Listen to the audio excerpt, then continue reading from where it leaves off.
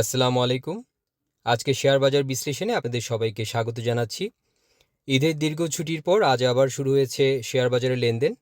আজকের সেশনে আমি 4টা গুরুত্বপূর্ণ বিষয় নিয়ে আলোচনা করব। Post holiday confidence, market breadth, engineering sector leadership এবং ডিসিএক্স স্ট্রাকচার অ্যান্ড কনফার্মেশন। চলুন ভিউয়ার্স, শুরু করা যাক আজকের বাজার বিশ্লেষণ। আজকের সেশনের সবচেয়ে বড় গল্প হচ্ছে কনফিডেন্স রিটার্ন। আমরা দেখেছি ঈদের পরে কিন্তু একটা গ্যাপ আপ দিয়ে আজকে ওপেন করেছে। আমরা দেখেছি একটা গ্যাপ আপ দিয়ে কিন্তু আজকে ওপেন হয়েছে। এটা কিন্তু ধরে রেখেছে শেষ পর্যন্ত। এটা হচ্ছে একটা পজিটিভ সাইড। অনেক সময় হলিডের পরে আমরা যেটা দেখতে পাই, গ্যাপ আপ ওপেন দেখা গেল প্রফিট বুকিংয়ের কারণে মার্কেট কিন্তু সেই মোমেন্টাম ধরে রাখতে পারে না। তো আজকে আমরা দেখেছি তুলনামূলকভাবে চিত্রটি ভিন্ন ছিল। সেশনের শেষে ডিএসিএক্স দাঁড়িয়েছে 5372 পয়েন্টে এবং ইন্ডেক্স কিন্তু গেইন করেছে 36 পয়েন্টের মতো আমরা দেখেছি। ইন্ট্রাডে হাই হিসেবে 5382 পর্যন্ত উঠেছিল। তো এটা কিন্তু শর্ট টার্ম সেন্টিমেন্টের জন্য অবশ্যই ইতিবাচক। তবে আমি এখনও মনে করি হলিডের পরে মার্কেটের প্রকৃত স্ট্রেংথ বুঝতে আগামী কয়েকটি সেশন আমাদেরকে অপেক্ষা করতে হবে। তো এখন আসি মার্কেট ব্রিথের দিকে। আজকে সেশন শেষে আমরা দেখেছি গেইনার ছিল 196টি কোম্পানি এবং লুজিং সাইডে আমরা দেখেছি 152টি ছিল এবং আনচেঞ্জড অবস্থায় 55টি কোম্পানি ছিল। তো সকালের তুলনায় কিছু প্রফিট টেকিং দেখা গেলেও বাজারের ব্রিথ এখনও কিন্তু পজিটিভ টেরিটরিতে রয়েছে।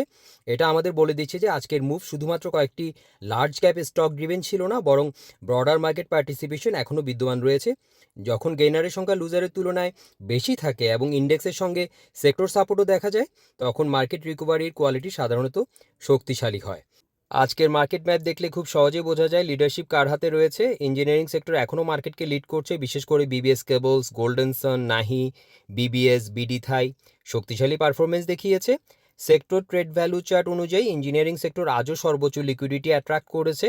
এছাড়া ব্যাংক সেক্টরও শক্তিশালী অংশগ্রহণ দেখিয়েছে আজকে। মোট ট্রেড ভ্যালুয়ের সবচেয়ে বড় অংশ এসেছে ইঞ্জিনিয়ারিং এবং ব্যাংকিং সেক্টর থেকে। যখন কোনো সেক্টর প্রাইস অ্যাপ্রিসিয়েশনের পাশাপাশি লিকুইডিটিও অ্যাট্রাক্ট করতে শুরু করে, তখন সেটাকে গুরুত্ব দিয়ে অবজার্ভ করা উচিত। আজকের সেশনে আমরা দেখেছি মার্কেট লিডারশিপ পরিষ্কারভাবেই ইঞ্জিনিয়ারিং সেক্টরের হাতেই ছিল।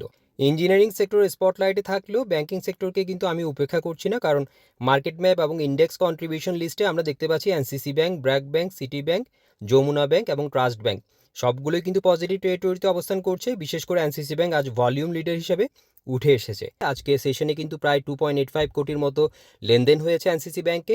এছাড়া স্টকটি টপ পজিটিভ ইন্ডেক্স কন্ট্রিবিউটর হিসেবে গুরুত্বপূর্ণ ভূমিকা পালন করছে। ব্যাংকিং সেক্টর যদি ধীরে ধীরে পার্টিসিপেশন বাড়াতে শুরু করে, তাহলে ওভারঅল মার্কেট রিকভারি আরও সাস্টেনেবল হতে পারে।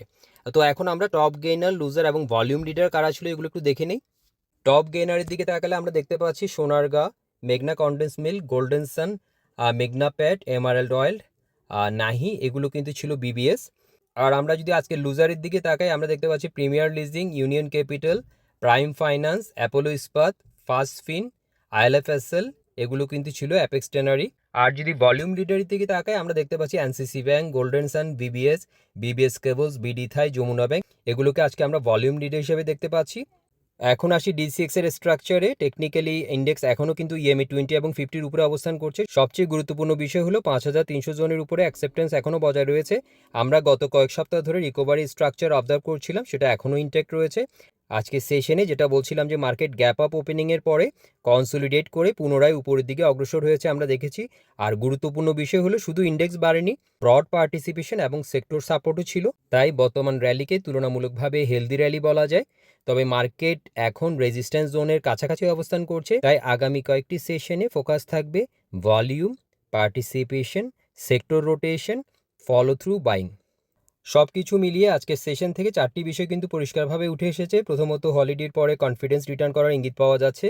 মার্কেট ব্রিথ এখনও বুলিশ জোনে অবস্থান করছে। তৃতীয়ত, ইঞ্জিনিয়ারিং সেক্টর মার্কেট লিডারশিপ ধরে রেখেছে। এবং চতুর্থত, এনসিসি ব্যাংকের নেতৃত্বে ব্যাংকিং সেক্টর ধীরে ধীরে পার্টিসিপেশন বাড়াচ্ছে।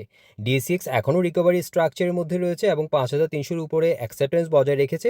সামগ্রিকভাবে আজকের সেশনকে একটি হেলদি বুলিশ সেশন বলা যায়, কারণ ইন্ডেক্স, সেক্টর লিডারশিপ, ভলিউম এবং মার্কেট ব্রিথ 4টি উপাদানই কিন্তু একে অপরকে সমর্থন করেছে। তো ভিউয়ার্স, আজকের মার্কেট অ্যানালাইসিস এ পর্যন্তই। আপনাদের কাছে আজকের মার্কেটের সবচেয়ে পজিটিভ সিগন্যাল কোনটা মনে হয়েছে অবশ্যই কমেন্ট করে জানাবেন। ধন্যবাদ সবাইকে।